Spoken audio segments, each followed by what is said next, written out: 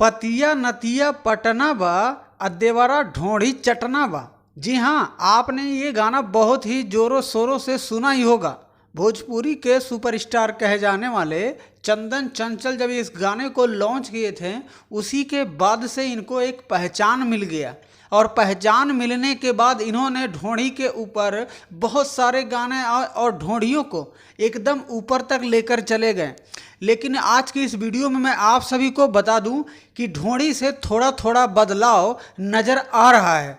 तो सबसे पहले आपको बता दूं कि कुछ ही घंटे पहले इनके एक गाने का पोस्टर शेयर किया गया है, जो कि आप लोग अभी हमारे स्क्रीन पे पोस्टर देख रहे होंगे, जिस गाने का टाइटल होगा निहुर निहुर के।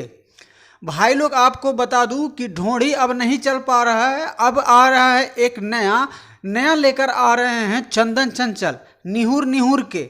तो भाई लोग ये भोजपुरी सॉन्ग जा रहा है लॉन्च होने। आपको बता दूं कि इस वीडियो के डायरेक्टर होंगे अतुल बिहारी जी और इस गाने के राइटर होंगे प्रिंस प्रियदर्शी जी।